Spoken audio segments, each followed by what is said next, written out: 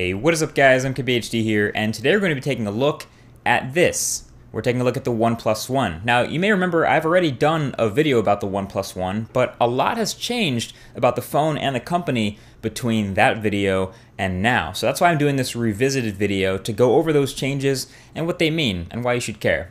Let's take a look. So I reviewed this phone a full 2 months ago, right before it first came out, and it turned out to be a ridiculously good buy. You get great, awesome high-end specs for that crazy low price. That was the main focus. Even cheaper than a Nexus, it started at $300. But then the big question was, would CyanogenMod update this phone like a Nexus? I mean, it was basically a CyanogenMod phone. It runs the custom CyanogenMod 11S operating system, and it had a few bugs that I talked about in the initial review. Not gonna lie, they were pretty disappointing, but it was a question mark whether they'd fix them or not. So here we are 2 months later, and it turns out, yeah, these guys have been vigilant with squashing bugs and improving the performance of the software every week this thing exists. So I've gotten several software updates in the time since I've first got it, the first of which pretty much cured all the major bugs I talked about in the full review, and then the subsequent updates have further improved performance, bringing it to the smoothness level of a Nexus or a Google Play Edition device. And for those of us who have used CyanogenMod before, it's usually pretty fast, but for some reason, it never quite reaches or matches the stock Android experience like you get on a Nexus. But impressively enough, they've actually done that with the OnePlus One. It's really smooth now. So performance is fast, and all the bugs and issues I had before are gone. And it's even added some features. So one of the biggest improvements I like here in the building up is the themes store. There are a ton more themes than when I first got this phone. There was just a couple. And you can make your phone look like basically anything you want, from an LG G3 to a Samsung Galaxy S5 to Android L or anything in between. You can make a crazy hybrid Frankenstein OS. And all these themes are built into one big showcase or a catalog, which is pretty impressive to look at. And another thing I noticed that got a lot more sensitive is the screen off gestures, as they are more and more getting activated in my pocket. There's a double tap gesture to turn the screen on.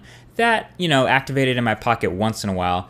But the funny thing is the torch, which can get accidentally activated just by drawing the shape of a V on the screen when it's off, that got activated in my pocket all the time. Like sometimes I'd pull my phone out of my pocket wondering, how did it get so warm?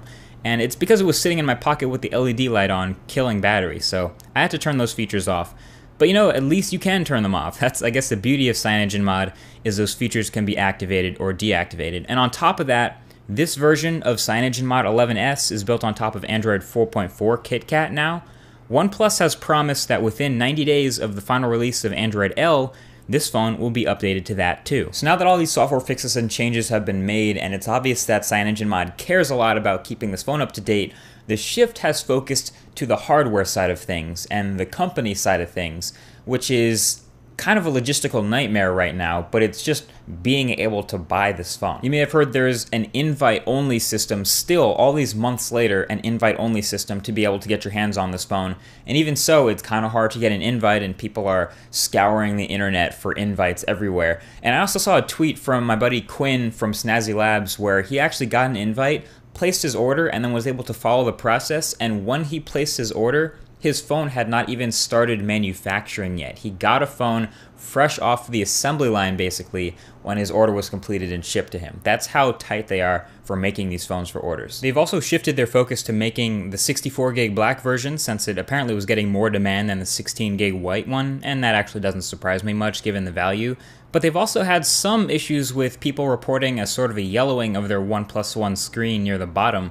I haven't had any such issues with mine. In fact, I noted the color temperature looked a little warm anyway, but that's not a manufacturing defect, it's just a different panel. But the thing is, if they do ship out a phone with a defect and someone wants to return it for a replacement, they don't have any replacements. So yeah, it comes down to the scarce availability of this phone. It's a new company with a great product, high demand, low supply. I guess it's a good problem to have that you have so many orders that you can't even really keep up with everyone who's trying to buy these things, but at the same time, that's kind of annoying for a lot of people who really don't like not being able to buy this device and will eventually lose interest and move on to buy other things anyway. So of course there's all sorts of parodies and things like that.